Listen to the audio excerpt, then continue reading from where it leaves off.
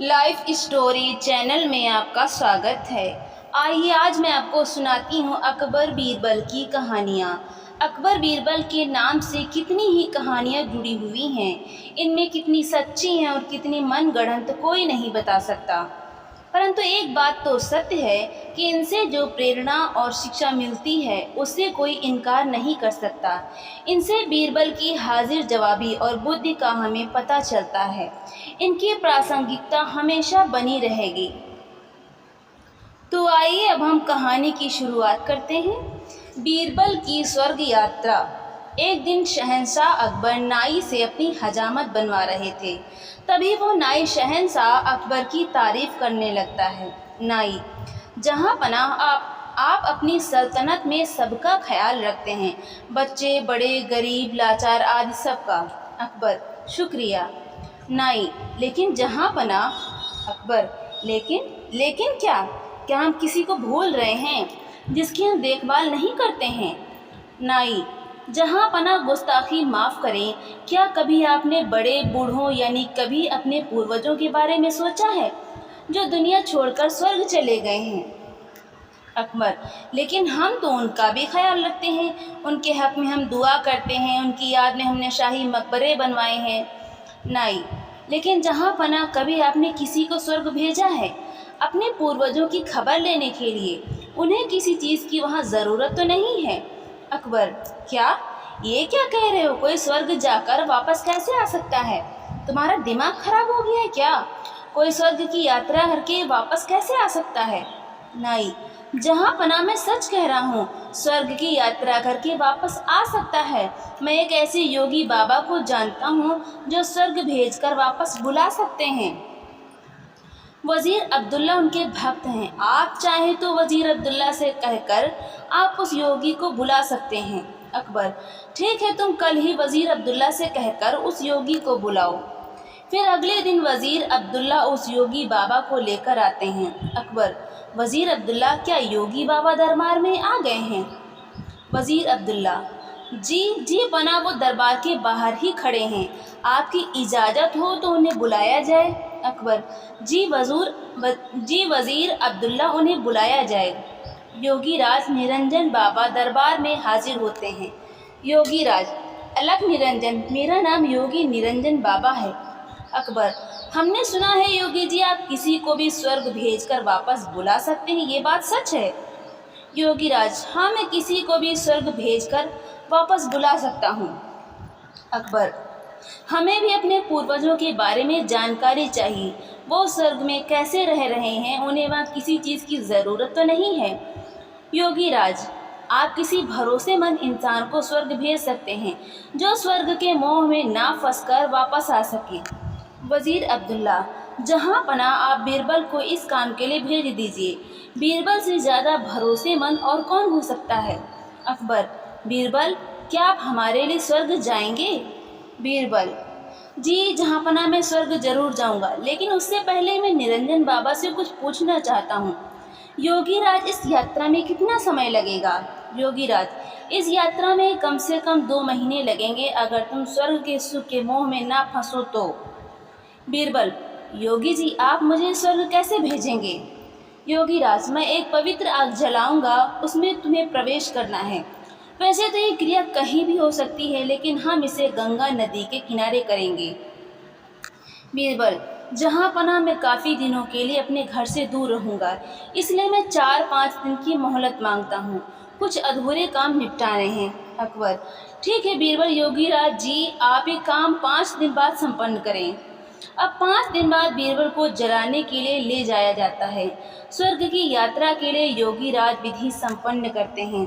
वो एक चिता पर फूल और कुछ सामग्री डालते हैं और बीरबल के माथे पर तिलक करते हैं और चित्त हो जाने को कहते हैं।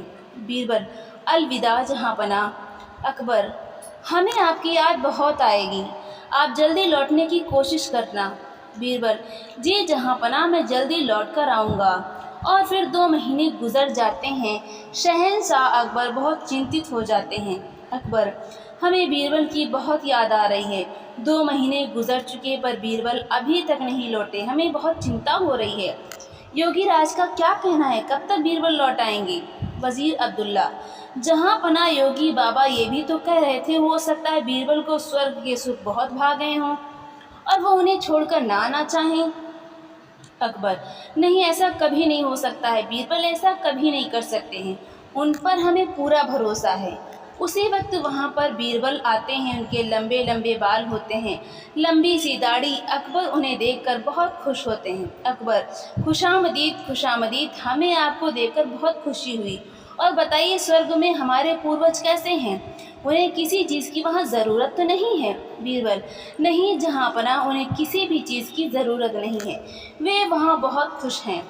अकबर, लेकिन बीरबल, आपने ये बाल इतने क्यों बड़ा कर लिए हैं?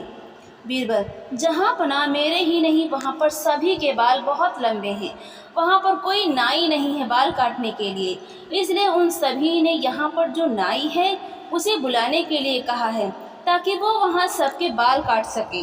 अकबर, हाँ हाँ, क्यों नहीं, हम अभी अपने नाई को वहाँ भेज रहे हैं। योगी राज और वो नाई अभी यहीं पर हैं, वो इस वक्त हमारे मेहमान बनकर रह रहे हैं। हम अभी स्वर्ग भेजने की क्रिया करवाते हैं।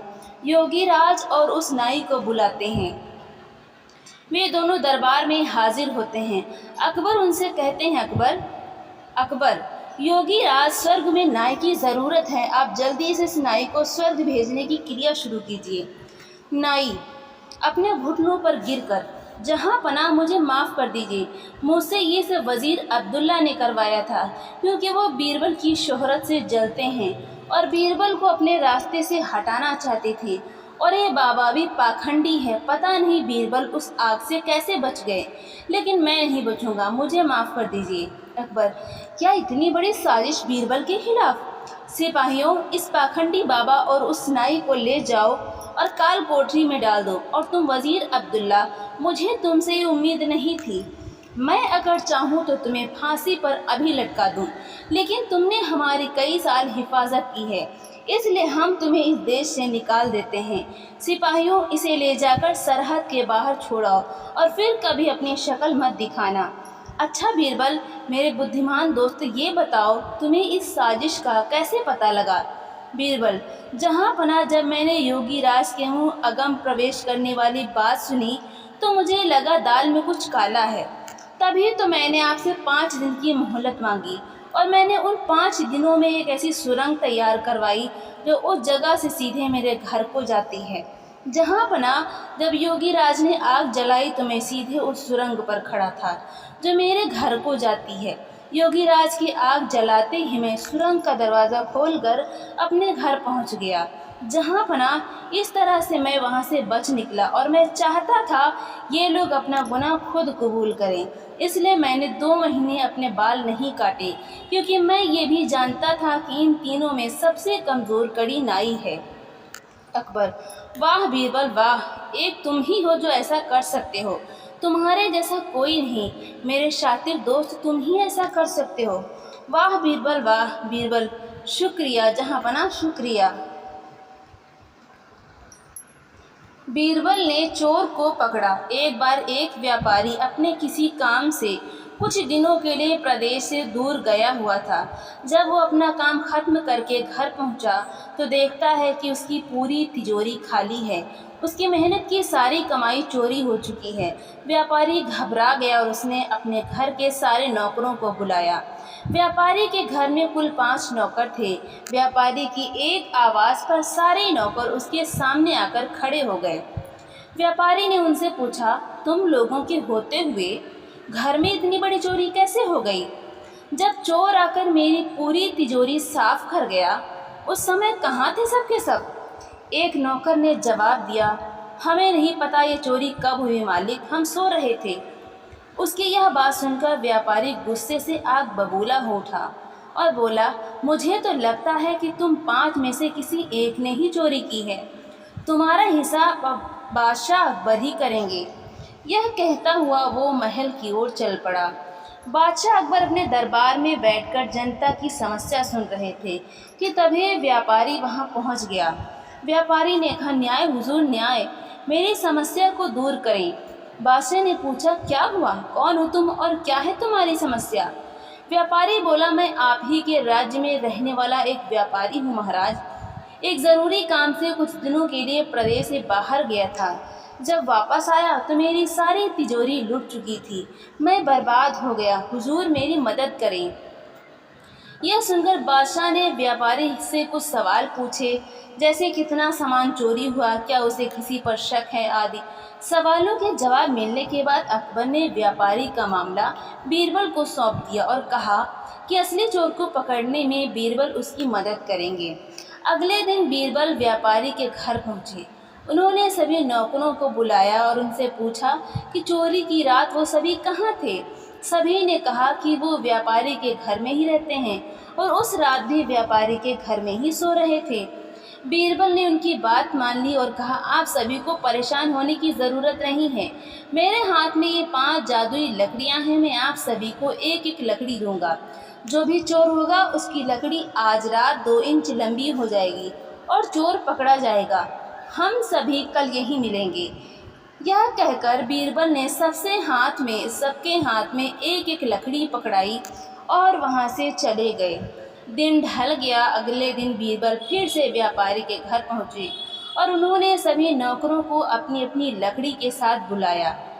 जब बीरबल ने सबकी लकड़ी देखी तो उन्होंने देखा कि एक नौकर की लकड़ी 2 इंच छोटी है।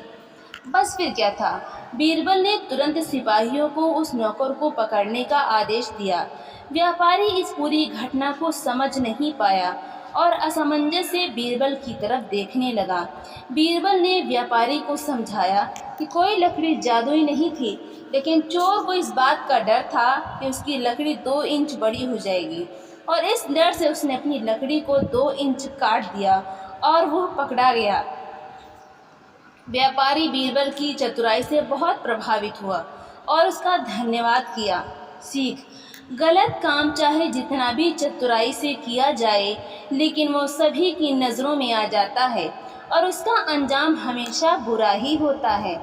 तो दोस्तों, आपको ये कहानी कैसी लगी? लाइक करें, शेयर करें और कमेंट करके हमें ज़रूर बताएं। और ऐसी ही मज़ेदार कहानियाँ सुनने के लिए हमारे चैनल को सब्सक्राइब करना बिल्कुल भी ना भूलें।